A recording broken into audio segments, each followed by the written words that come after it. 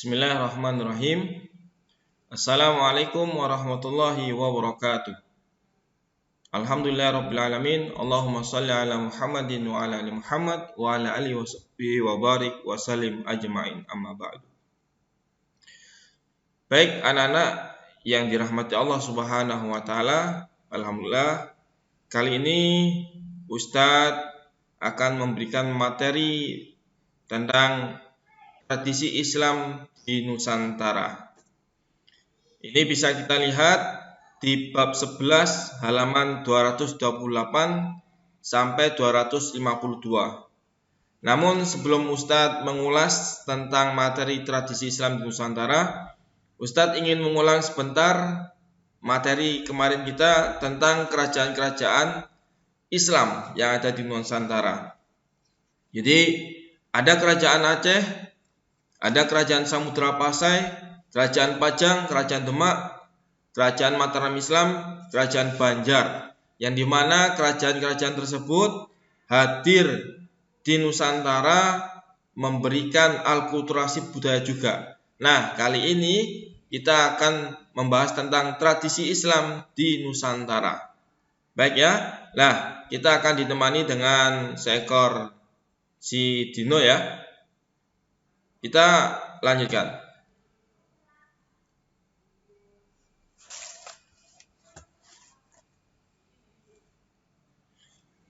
Baik, anak-anak,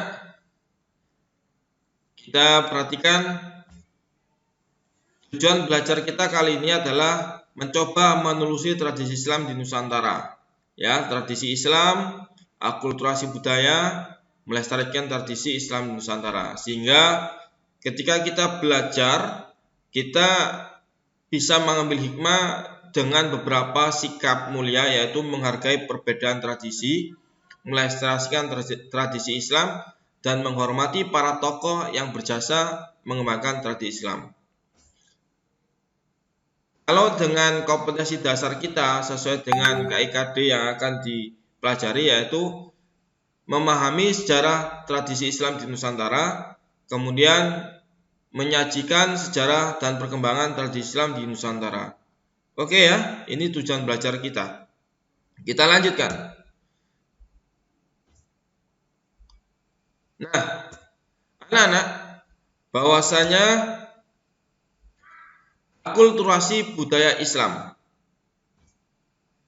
Apa yang dimaksud dengan akulturasi budaya Islam? Yaitu sebuah perpaduan atau penggabungan budaya yang kemudian menghasilkan budaya baru tanpa menghilangkan unsur-unsur asli dalam budaya. Contohnya sebuah proses percampuran dua budaya atau lebih yang saling bertemu dan berlangsung dalam waktu yang lama sehingga dapat saling mempengaruhi. Nah, salah satu contoh bangunan ini penggabungan antara arsitek Hindu-Buddha ya atau Pura dengan Islam, yaitu ada di Jawa Tengah atau Masjid Kudus itu. Nah, yang perlu Ustadz Fahad sampaikan tentang akulturasi budaya Islam, yaitu yang pertama ya, catatannya tidak melanggar ketentuan hukum halal haram. Yang kedua, mendatangkan maslahat atau kebaikan dan tidak menimbulkan mafsadat atau kerusakan. Yang berikutnya sesuai dengan prinsip al-wala wal bara, yaitu cinta dengan apa yang Allah perintahkan dan berlepas diri dari apa yang dibenci oleh Allah Subhanahu wa taala. Ya, ini tentang akulturasi budaya Islam. Berikutnya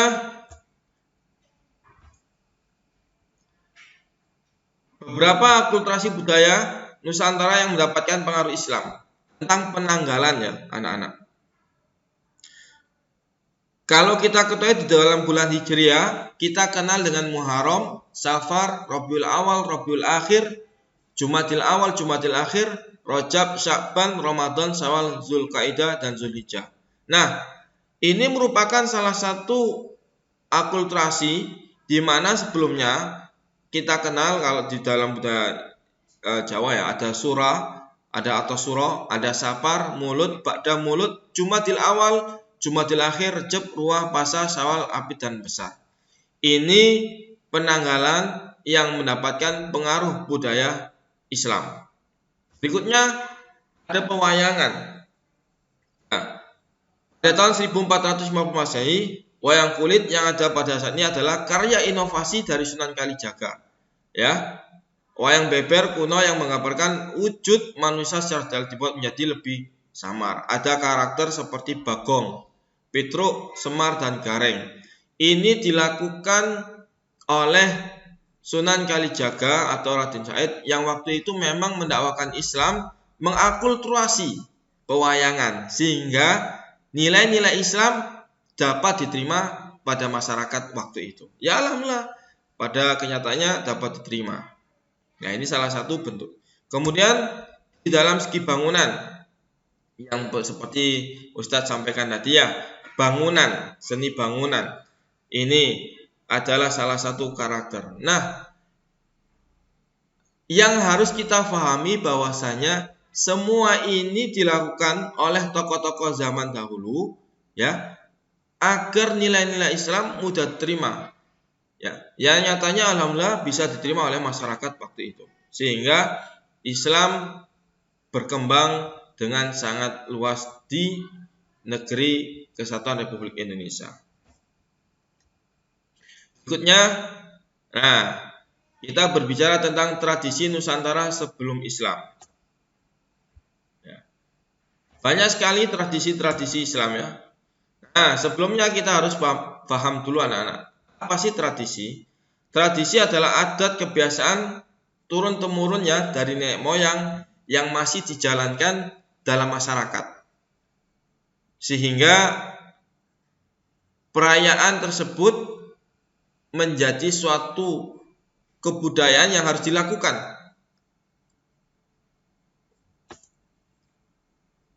Tradisi Nusantara sebelum masuknya Islam sangat kental dengan kebudayaan Hindu dan Buddha yang berpadu dengan kepercayaan asli Nusantara, yakni animisme dan dinamisme.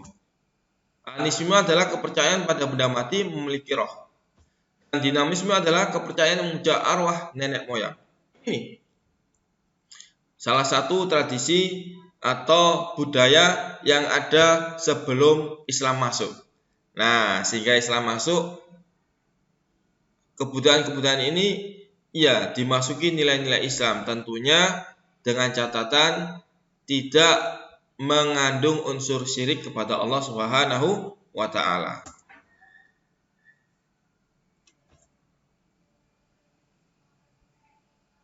Oke, titonya lagi bergoyang-goyang. Nah, berikut adalah tradisi anak-anak yang lumrah dilakukan setiap tahun yang kita ketahui bersama-sama. Halal bihalal ya. Dilakukan pada bulan Syawal, merupakan acara saling bermaaf-maafan setelah bulan Ramadan. Kemudian ada kupatan. Tradisi ini membuat kupat dan biasanya dilakukan 1 pekan atau seminggu setelah Hari Raya Idul Fitri. Nah, antara halal bihalal dan kupatan ini memiliki nilai historis yang luar biasa. Apa? Membudayakan budaya silaturahim. Yang ini kata Nabi Muhammad SAW itu menyambung silaturahim, salah satu mendatangkan rezeki. Nah, kemudian yang kedua, ma min muslimani yaltaqiyani fayatasafahani illa ghufira ma taqaddama min dhanbi. Ya, apa yang disampaikan oleh Nabi Muhammad SAW, ketika seorang muslim bertemu kemudian dia bersalaman, bermaaf-maafan, kecuali Allah Subhanahu wa taala menggugurkan dosa-dosanya ya selama berjabat tangan. Masya Allah. Nah, ini dikupas dalam bentuk halal bihalal atau kupatan. Kemudian ada sekaten. Ini lumrah dilakukan di Surakarta, Jawa Tengah dan Keraton Yogyakarta. Nah, tradisi ini dilakukan untuk melestarikan sebagai wujud mengenang jasa-jasa para wali songo. Ya, peringatan yang lazim di dalam Maulid Nabi itu diambil dari kata syahadaten atau 2 kalimat syahadat, ya, atau sekaten. Kemudian ada grebek besar, merupakan upacara tradisional yang setiap tahun dilaksanakan di Kabupaten Demak, Jawa Tengah. Tradisi ini dilaksanakan pada tanggal 10 Zulhijjah bertepatan dengan datangnya Idul Kurban, anak-anak. Nah, berikutnya ada tumpeng. Nah, ini lumrah ya kita lakukan. Biasanya 17 Agustusan, ya mungkin tasyakuran dan lain sebagainya. Nah, kita melihat bentuk-bentuk seperti ini adalah salah satu tradisi Nusantara yang menggabungkan nilai-nilai Islam. Dan ini luar biasa dampaknya sehingga diterima oleh masyarakat luas. Nah, anak-anak semuanya, bahwasanya penting kita ketahui tradisi-tradisi di atas itu sangat lumrah dilakukan. Yang penting satu, ya, menghilangkan pemujaan terhadap ya pohon-pohon, batu besar, laut, patung dan sebagainya. Apa masih ada? Masih ada. Ya, biasanya disisipi dengan hal-hal tumpeng atau yang lain sebagainya. Ya, ada sebuah pohon lazimnya yaitu milik Allah Subhanahu wa taala sehingga harus dihormati berlebihan sehingga mendatangkan unsur syirik. Na'udzubillah. Kemudian berikut tradisi juga yang harus kita hindari ketika melahirkan sesajian, ya, sesajen yang mungkin masih banyak kita jumpai saat ini. Ya, kadang itu kan ada di bawah pohon, di bawah batu. Nah, inilah tradisi-tradisi yang harus kita hindari. Ada tradisi yang bisa kita lakukan, juga tradisi ada yang harus kita hindari. Ini penting kita ketahui anak-anak. Oke, pada intinya Islam tidak melarang tradisi. Cuman Islam juga mengingatkan agar menghindari tradisi yang menyimpang atau mendekati kepada kesyirikan. Nah, sebagai orang Indonesia, maka kita juga harus menjaga yang namanya tradisi. Kenapa? Karena menjaga tradisi itu sebagai warisan dan identitas kita, jangan sampai dirubah. Ya. Kemudian, ya kalau bisa itu baik melaksanakan kegiatan rutin tradisi tersebut. Ya, layaknya halal bihalal itu penting ya, bisa menampung atau mengundang semua masyarakat. Ya mungkin kan biasanya kalau di kampung ada di kampung tersebut itu dari luar kota, luar pulau, sehingga ketika halal bihalal dia rela datang ke kampungnya. Nah, ini luar biasa. Kemudian mengajarkan tradisi tersebut kepada generasi muda. Ya inilah tradisi kita. Selama tidak menyimpang atau mengarah kepada kesyirikan. Dan memberikan penyuluhan akan pentingnya tradisi tersebut. Nah, ini salah satunya ya. Ini kan ya senang gitu. Tetapi catatannya sekali lagi adalah tidak menyimpang dan tidak mengarah kepada kesyirikan. Dan yang terakhir adalah membudidayakan tradisi tersebut. Baik anak-anak. Sehingga Ustadz pada kesimpulan bahwasanya tradisi ini anak-anak, tradisi atau budaya ini sangat bermanfaat bagi penyebaran Islam di Nusantara. Ya, untuk itulah kita sebagai generasi muda Islam mampu dan harus mampu ya merawat, melestarikan, mengembangkan. Karena itu identitas kita ya sebagai warga negara Indonesia. Mungkin yang tinggal di Surabaya tradisinya bagaimana? Ingat catatannya bahwasanya selama itu tidak mengarah kepada kesyirikan. Nah, dan mengembangkan, menghargai hasil karya para ulama terdahulu. Mengingat zaman modern sekarang memang ada sebagian kelompok yang mengharamkan. Karena beranggapan yang tidak ada di zaman Nabi Muhammad SAW. Dan ada yang sebagian menghalalkan. Mereka yang mengharamkan tradisi beralasan pada bahasa zaman Rasulullah SAW tidak pernah ada. Oke, tidak apa-apa. Tetapi mereka yang membolehkan dengan dasar bahwa tradisi tersebut digunakan sebagai sarana dakwah dan tidak bertentangan dengan syariat Islam. Ini yang penting. Oke lah, kalau di zaman Nabi Muhammad SAW tidak ada. Memang tidak ada. Budaya kita beda dengan budaya atau tradisi di Timur Tengah. Beda. Cuman sebagai sarana dakwah, selama itu tidak bertentangan dengan syariat Islam, fine. Ya, tidak masalah. Maka kita sebagai generasi penerus Islam harus bijaksana dalam menyikapi tradisi tersebut. Memang ya anak-anak harus diakui ada tradisi-tradisi lokal yang tidak sesuai dengan Islam. Tradisi seperti ini harus kita tolak dan buang supaya tidak ditiru oleh generasi berikutnya yang memang mengandung unsur syirik seperti itu. Itu ya anak-anak, itu kesimpulan. A'udzu billahi minasyaitonir rajim. Wa idza qila lahum ittabi'u ma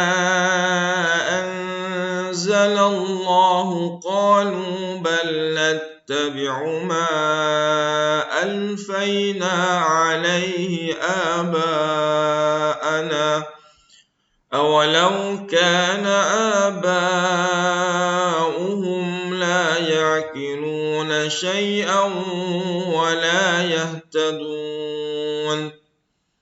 Dan apabila dikatakan kepada mereka, ikutilah apa yang telah diturunkan Allah, mereka menjawab, tidak, tetapi kami hanya mengikuti apa yang telah kami dapati dari perbuatan nenek moyang kami. Apakah yang mereka akan mengikuti juga?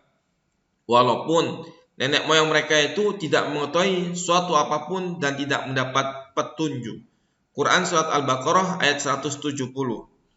Anak-anak, ayat ini mengingatkan kita agar kita berhati-hati terhadap suatu tradisi yang datangnya dari nenek moyang kita. Artinya apa? Hati-hati ketika tradisi itu atau budaya tersebut mengandung syirik, maka kita harus menghindarinya. Ini. Kemudian jika memang tradisi itu baik dilakukan, ya alhamdulillah, itu semacam akulturasi budaya Islam. Nah, sebagai contoh mungkin mari kita lihat bersama video berikut ini. Oke anak, kita perhatikan video berikut ini ya. Dusun Pandean, Desa Wonorejo.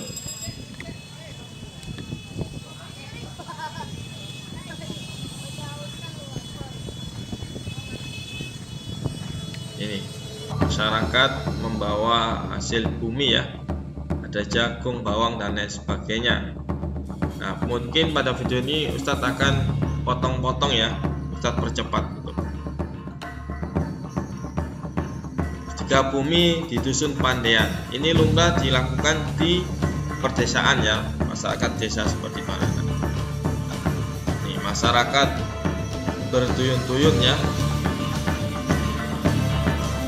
Mungkin anak-anak mungkin bisa mengambil satu kesimpulan ya, atau mungkin suatu pemahaman di sini. Nah, masyarakat berkumpul bersama untuk melakukan ritual sesaji. Niat ingsun sesaji tumpeng beras abang saking beras abang eyang supo nyuwun panguwasane kaki genisari nini genisari panjenengan peparing katentraman karahayuan kabagas warasan dateng para kawula pandean saisinipun kebangsaan Desa Wonorejo panyuwun kawula panyelentaraaken anggen kawula sedekah tumpeng beras abang. Nah, ini adalah salah satu ya mungkin kita bisa pahami. Baik anak-anak, yang ingin Ustaz sampaikan bahwasanya di dalam surat Al-Ikhlas Allah Subhanahu wa taala berfirman, "Qul huwallahu ahad, Allahus samad, lam yalid wa lam yulad wa lam yakul lahu kufuwan ahad." Yang artinya, "Qul," katakan, Allah itu Esa, Allahus samad, yang paling penting Allah tempat meminta, Allah tempat bergantung, lam yalid wa lam yulad, peristiwa budaya dan tradisi tidak beranak dan tidak diperanakan, walam yakul lahu kufuwan ahad, dan tidak ada sekutu baginya. Artinya anak-anak bahwasanya kalau toh kita memang meminta suatu kebaikan, maka mintalah kepada Allah Subhanahu wa taala. Bukankah yang menciptakan langit bumi isinya adalah Allah Subhanahu wa taala? Maka seharusnya kita langsung meminta kepada Allah Subhanahu wa ta'ala. Mudah-mudahan dalam kilasan video ini memberikan sedikit banyak tentang apa yang harus kita lakukan pada era zaman sekarang anak-anak. Ya mudah-mudahan ya, dan kita termasuk orang-orang Islam yang terhindar dari menuhankan selain Allah Subhanahu wa taala. Baik anak-anak, itu ya. Baik, berikutnya adalah tugas eksplorasi dan analisis ya. Jadi, carilah video tradisi dan budaya lokal, kemudian presentasikan serta simpulkan tradisi dan budaya lokal tersebut. Nah, ini Ustaz sudah bisa membagi ya untuk kelas 91 dan 92. Ya, bisa dibaca sendiri ya. Nah, absen 1 sampai 5 dan seterusnya. Ya. Yang pengen Ustadz sampaikan mungkin pada penilaiannya PPT sesuai dengan materi persentase tepat waktu maka nilai antara 97 sampai 100. PPT sesuai persentase di luar jam PAI nilai 91 sampai 96. PPT sesuai persentase dengan video dikumpulkan saja maka nilai 85 sampai 90.